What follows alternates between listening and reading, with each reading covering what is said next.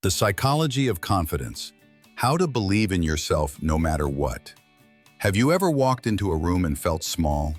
Not because you weren't capable, but because you kept replaying that little voice in your head saying, "Don't mess this up. Don't embarrass yourself. Maybe you're not good enough for this." We've been there. Everyone has. Even people who look unstoppable from the outside have had moments where they doubted themselves. The difference is, they didn't let it stop them. And that's the key. Confidence isn't some gift you're either born with or not. It's something you build through choices, habits, and how you see yourself. Stay with me, because by the end of this video, you'll know how to trust yourself, no matter who's watching, no matter what situation you're in. What confidence really is. Confidence is often mistaken for arrogance or bravado. But real confidence isn't about proving anything to others. It's about trusting yourself. That deep trust in your ability to face reality and respond to it effectively. Think of it like a bank account.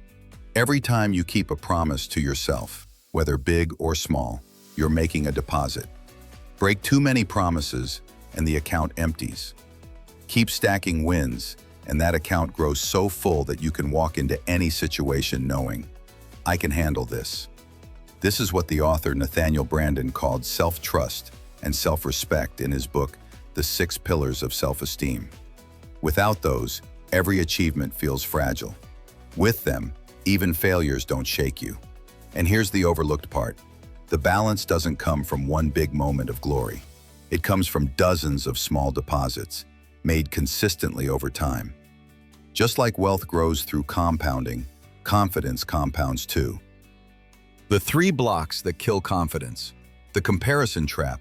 A painter once told me he quit sharing his art online because he compared his day-one work to professionals with decades of experience. That's like planting a seed today and getting upset it isn't a full-grown oak tomorrow. You can't win if you're competing with the wrong timeline. Always remember, the people you compare yourself to were once beginners too. Every master was once clumsy. The difference is, they stayed long enough to grow. Fear of judgment.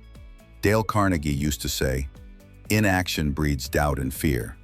Action breeds confidence and courage." If you want to conquer fear, do not sit home and think about it, but go out and get busy. Most people are paralyzed not by failure itself, but by what others might say. Yet most of the time, those people aren't thinking about you at all. They're lost in their own worries. If you've ever spoken in public, you know this truth. The audience isn't dissecting every flaw. They're hoping you do well, because it makes them feel more comfortable too. Negative self-talk. Imagine an announcer following you all day whispering, "You're not ready. You'll fail." You'd cut him off immediately. Yet we let our own inner critic run the show. Real confidence begins when you stop giving that voice the final vote. Try this. Next time that critic pipes up, ask yourself, "Would I talk to a friend this way?" If not, then you don't deserve it either. Real quick, if you're finding this helpful so far, hit that like button so YouTube shows it to more awesome people like you. And if you're new here, subscribe for more contents to improve your life. Now back to it. How to rebuild confidence. Step by step. 1. Small wins create big belief. David Schwartz, in The Magic of Thinking Big, wrote that action cures fear. That's because every completed action, no matter how small, adds a deposit to your self-belief account. Start a new habit, finish a workout, speak up once in a meeting. These are not trivial. They're evidence that you can rely on yourself. Even taking that morning walk when you said you would sounds silly, but it signals discipline. That's how confidence grows quietly in the background. 2. Reframe failure. Successful people treat failure as tuition, the cost of learning. Edison didn't just create a light bulb, he created thousands of ways not to. Confidence grows when you see setbacks not as dead ends, but as data points. Think of failure as a lab test. Scientists don't say, "The experiment failed." They say, "Now we know what doesn't work." That mindset alone can save years of self-doubt. 3. Use your body to change your mind. Harvard research shows posture can shift hormones in minutes. But long before the research, leaders and athletes intuitively knew. How you carry yourself influences how you perform. Shoulders back, breathe deep, eye contact. It's not for show. It's how you prime your mind to feel steady. If you've ever seen Serena Williams or Kobe Bryant before a game, their walk says everything. That presence wasn't an accident. It was part of their preparation. 4. Surroundings shape you. Nathaniel Branden taught that self-esteem grows in healthy environments. If you're always surrounded by critics or doubters, confidence erodes. But spend time with people who expect you to rise, and you will. It's like planting a flower. Put it in poor soil and it struggles. Place it in rich soil with sunlight and it flourishes. The seed hasn't changed, only the environment did. 5. Think bigger than your fear. David J. Schwartz emphasized enlarging your thinking. When your vision is bigger than your insecurity, your focus shifts outward.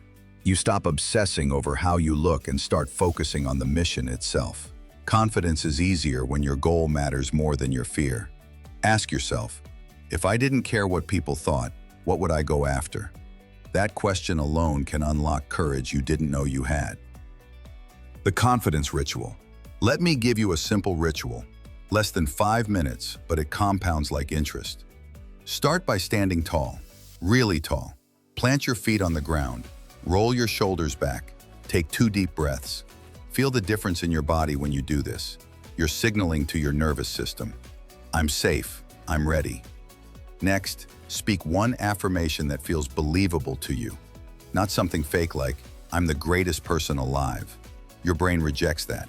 Something grounded like, I can handle whatever today brings. Say it with weight. You're reminding yourself that resilience matters more than perfection. Now, close your eyes and picture one win for the day. Doesn't have to be life-changing. Maybe it's finishing a task you've been putting off, having a good conversation with someone you love, or sticking to your morning walk. When you see it clearly, your brain primes itself to look for that victory. Here's the bonus step most people skip. After visualizing, anchor it with action.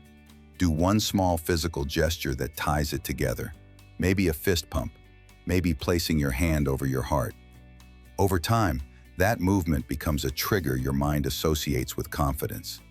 Think of it as putting on invisible armor before stepping into the world. Tiny habit, huge ripple. And when you do this day after day, something shifts. It stops being just a ritual. It starts becoming who you are, a person who faces life ready, steady, and unshaken. Confidence isn't about putting on a mask or pretending to be someone you're not. It's about building quiet evidence, day by day, that you can rely on yourself. Keep the promises you make to yourself, even the small ones. Reframe your failures so they become lessons instead of scars. Choose to stand near people and ideas that lift you higher. And when fear whispers that you're not enough, choose to think bigger than the fear itself. Do this long enough, and something powerful happens. You won't just act confident in certain situations. You'll grow into the kind of person who carries confidence naturally, without having to force it. It won't be an act anymore. It will be your identity. And if this resonated with you, don't stop here. Watch my video on how to stop overthinking, because the less you live trapped in your own head, the faster your confidence grows, the freer your energy flows, and the stronger you'll stand in every area of your life. Hit the like button, share, subscribe, and hit that notification bell. And I'll catch you on the next one, because when you take action, it worked.